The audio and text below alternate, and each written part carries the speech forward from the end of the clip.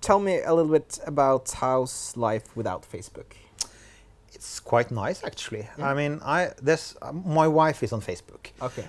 Because we have a son, and he's involved in various activities, and unhappily, most people who have activities for children these days, they are on Facebook. And I always try to say to them, please be on the web, because it's much easier for everybody to access, but they don't listen. So they're on Facebook, so we need to be there. But of course, that means that she's there, so I get sort of reports, and I know other people who are there, and I'm so happy I'm not there, because I would feel overloaded. I mean, that's one of the main reasons I dropped out of Facebook some years ago. Is there's a term by Clay Shirky called cognitive surplus. He wrote a really nice piece about it some years ago, and he's also talked about it. And it's this idea that when you stop doing something that demands a lot from your brain, you free up time and also sort of processing capacity in the brain to do other stuff. Yeah. And he used the demise of sitcoms. People stopped watching sitcoms to partly explain the rise of Wikipedia. I mean, all the smart people were watching Seinfeld, and then that went off air, except it's in reruns. And they had spare time, and they had spare brain capacity. And actually, I feel that. I mean, spending less time on not just Facebook, but all social media. I actually don't spend that much time on Twitter as well. Means that I can free up time to do other stuff. Yeah. And one of the things I've been doing most with my spare time is actually reading. Because I love the Kindle, I love Amazon, and I haven't spent so much time reading since I was sort of in my teens, because I was this typical geek. Yeah. I mean, no girlfriend and all geeky friends.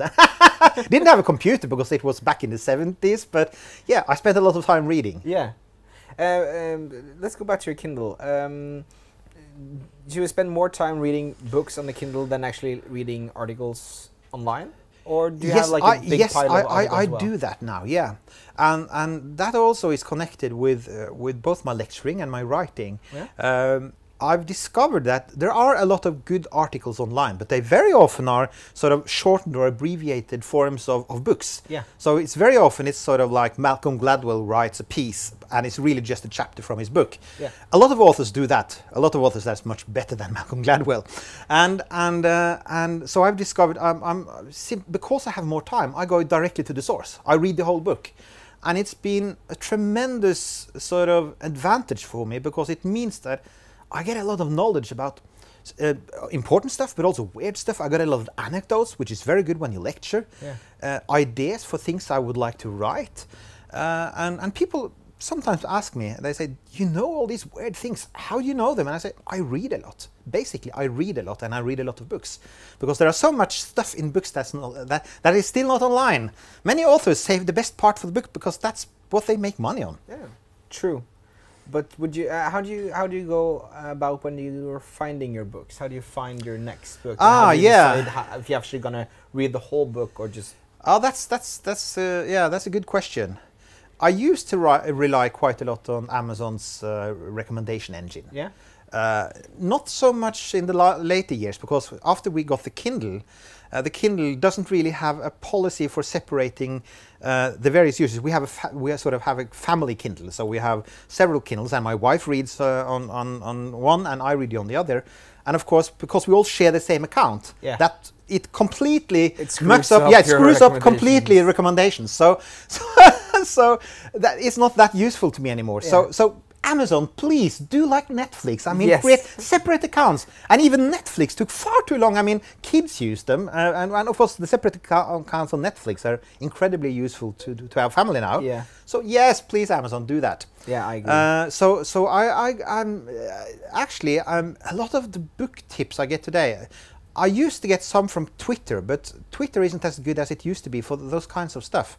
I've widened my net. I've never followed so many people on Twitter as I do now, and I see that as sort of usefulness. It's more just people arguing, and it's a lot about celebrities and all these retweets, all these cat pictures. I mean, I love cats, but it's too much of them. So it's my RSS feed is hugely important. So I was one of the people who really said, "Oh no," when Google Reader died. Me as well. It was horrible. And I'm on Feedly now, which I think is a great app. It works very well on the web. I use Chrome OS on my home computer, so I need everything to have a web app, and the web app for Feedly is very good, and also on my smartphone I use that app all the time.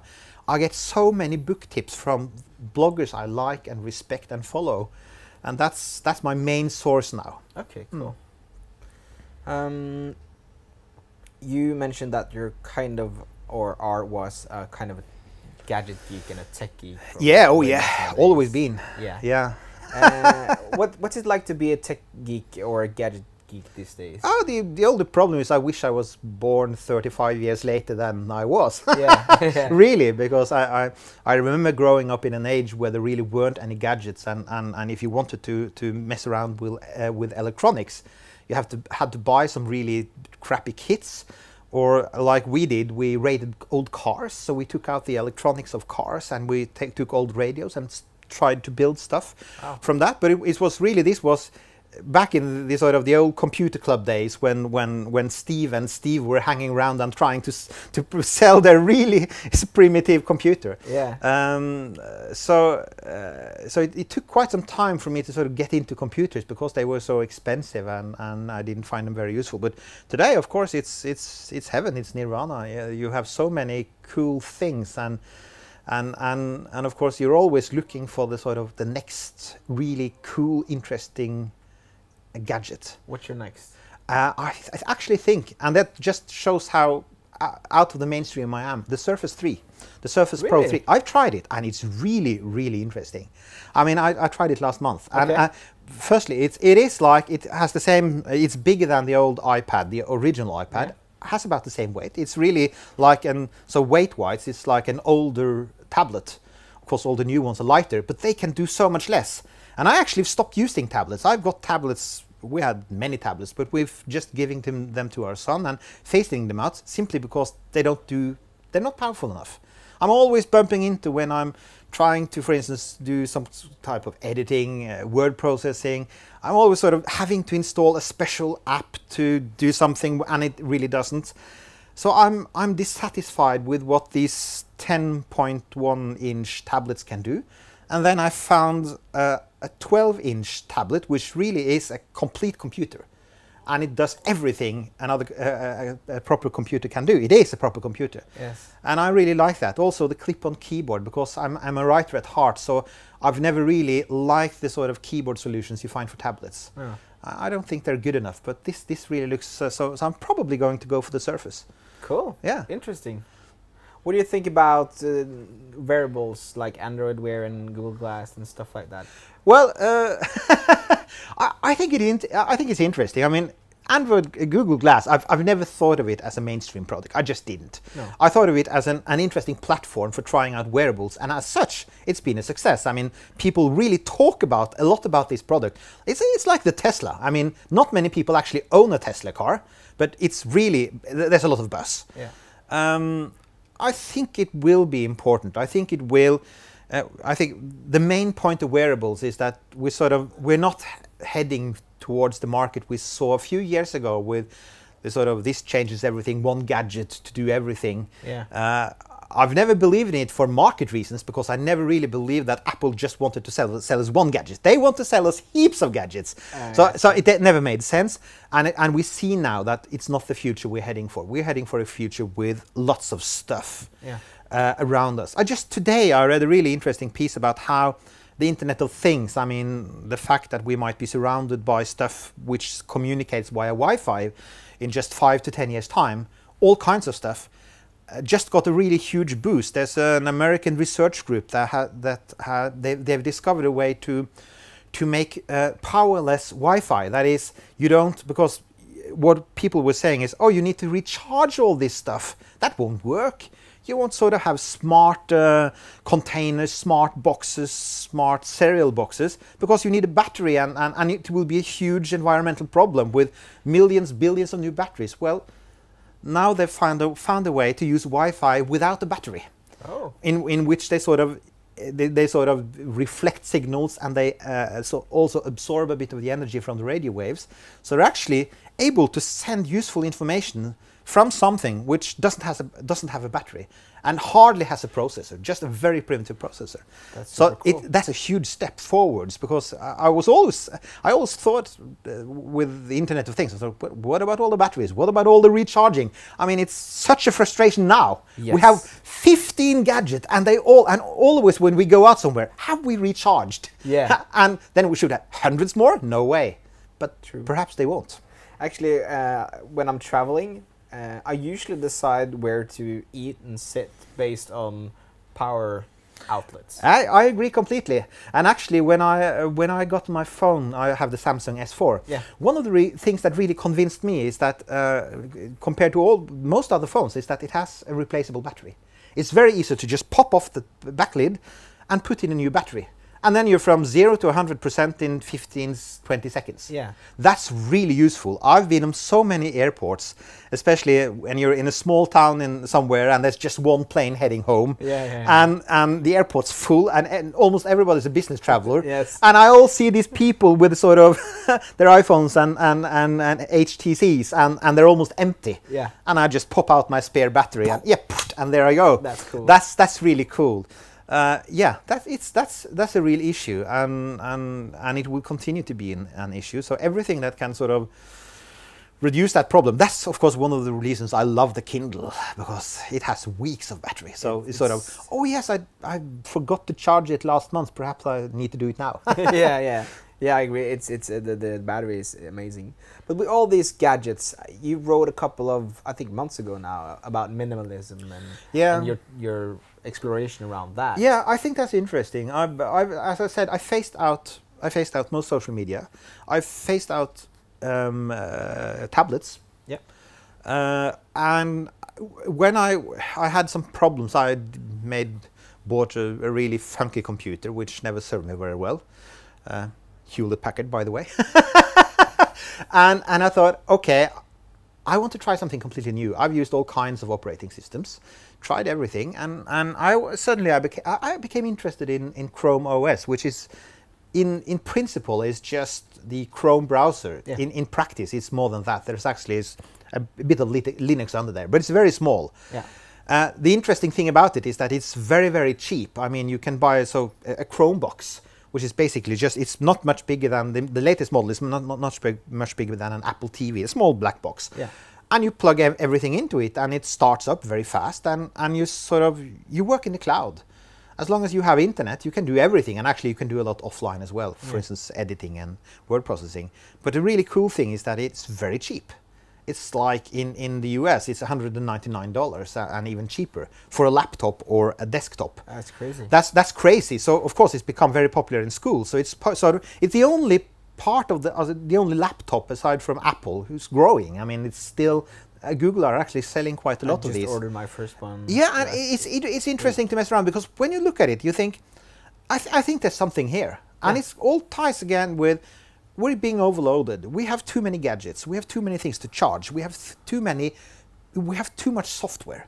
We have far too many apps. I mean, how many of your apps do you actually use? Right? I mean, you have a smartphone full of apps, and you have 1 million to download. And Google just went the complete opposite way. It said, just have the browser and some really basic services, and then most of what you otherwise do, which is everything that's related to music, for instance, Spotify works perfectly as they have a good web app. Netflix has a web app. I mean, everything, most stuff actually works as a web app. And that also forces the companies to realize that if you can make a web app, do that rather than make a dedicated app, because then you suddenly have the platform problem with iOS and Android and Windows Phone in its various incarnations. Yes. And instead you have this really simple, cool stuff. And of course, it's not good for everything. You can actually do image editing. That's quite easy. Movie editing, I wouldn't recommend it. No.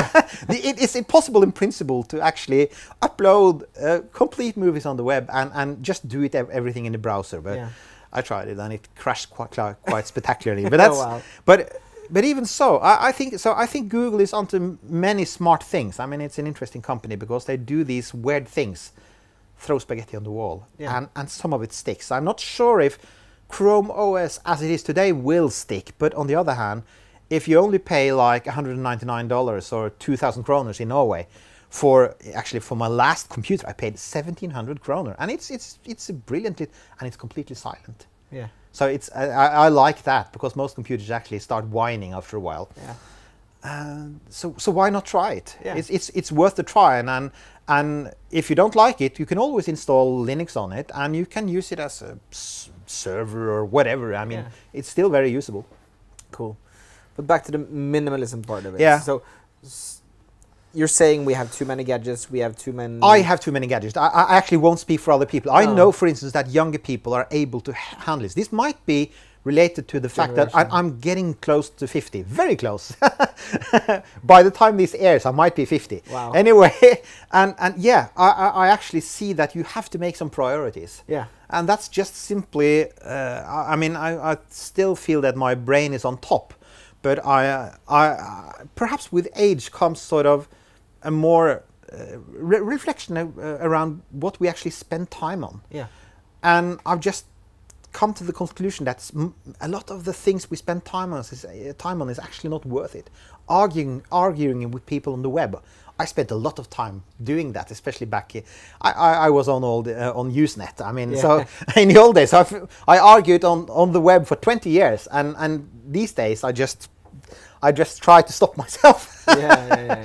But yeah, simpler, less things, and what I've discovered is that it actually benefits you in some very interesting ways. For instance, with focus. Yeah. With the ability to focus on a task, to think long thoughts, to switch off all the things that try to intrude on your mind. So I actually recommend it if you want to. There's been some research done on this as well. And if you want to be sort of creative or sort of discover your own ideas and work on them, you actually need to be more introvert. You have to shut off part of the outside world, simplify, because with less stuff you have less stuff to think about. Yeah. If you have 15 gadgets, for instance, you are thinking about them. They're always on your mind somewhere. And did I charge them? Where did I put it? Right? Did I forget it at my parents'? And if you don't have them, well, it's easier. So at the moment, I actually just have 2 gadgets that I really use on a daily basis, which is my smartphone and my Chromebox. That sounds amazing. And it's very liberating in a way. So, and then I see people in meetings, and they have these bags, and weren't it supposed to be easier? Cords everywhere. Yeah, cords everywhere, and sort of. And I especially remember one meeting where a guy first took up his iPhone, and he thought he was going to do some notes on it, and he quickly realized it didn't work because the meeting was people were talking all the time. So he whipped out his iPad. Yeah. And then after a while he just, oh no, it's going too fast. So he had his MacBook Pro, of course, and I thought, my God, they're making a lot of money on this stuff. That was sort of 13,000 kroners right there out of the bag. Yeah. And of course, if I could choose, of course I would have the Pro, and that would do it. And you could just leave all the other stuff, and it would be quite light anyway. You could carry it anywhere. Yeah, true. So last question. In your lectures, you talk a lot about the future and the trends and where we're going. And in terms of technology, in terms of use of software and social media, where do you think we are going? Well, actually, I think in sort of you have the sort of the concrete technological trends which all people are talking about, sort of big data and more gadgets, Internet of Things, the cloud. But I think what we're looking at is redefining our relationship with computers. Yeah. I definitely think that we're moving towards a future where computers will be much more independent. They will do much more stuff without us being aware of it. Self-driving cars is a case in point, but also applications. Contextual. Yes, right.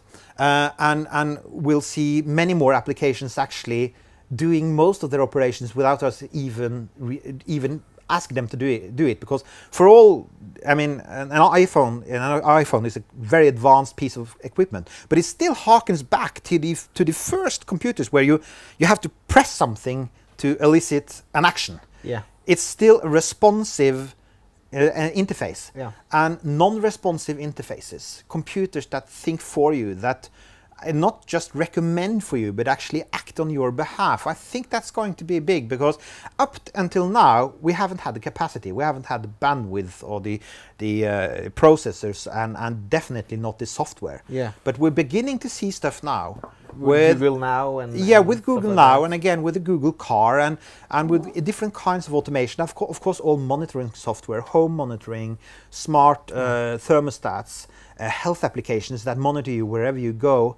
And at the moment, they're still quite primitive. For instance, I have when I walk, it counts my step, a step counter. Yeah. And I have a bike app which can register when I ride my bike. But it's still very sort of complicated. I have to do a lot to put it somewhere. Yeah. But we're moving away from that. The next generation of apps will do much more of this automatically. And that, of course, will transform social media completely, because at the moment, most of what you see on Facebook is still made by a human saying, I want to put this there. How will social media be when more and more stuff is automatically generated? I think it's still going to be compelling. It's going to be very interesting, but it's also going to be sort of alien, the sort of cozy face, where it's sort of your aunt showing a glass of red wine in Greece, is sort of slowly moving towards people putting out more data of other kinds, health data, house data, electrical data, mileage data from their cars, and remixing them in cool ways. So the other stuff won't go away, but it will be supplemented by a very rich stream of new data and new ways to in a way communicate, because this is all about communication. We will talk to our computers and our apps in new ways. Do you think that will make the world a better place? Yes, I actually think so. I think one of the main advantages of all the smart software that's slowly coming, and all the smart systems that will do stuff for us, is that it will eventually start to free up real time again, getting back to the point about minimalism and having more time. Yeah. Because that's one of the things that we know, that most people who work in these kinds of jobs and have intellectual work today are extremely stressed by all the demands and all the data. Yeah. And slowly, as computers we can offload on our computers, outsource to our computers, not just practical tasks, but actually more intellectual tasks. They will do more and more stuff that we today have to spend time on doing, and spend processing power. And it all boils down to that, the cognitive surplus. So I actually think that these smart apps and smart gadgets will give us more cognitive surplus. And then, of course, it's up to us to use it in a suitable way, in a smart way. True. Yeah. Very true. The ancient problem. Yeah, as always. Okay. Thank you so much for your time. Thank you very much.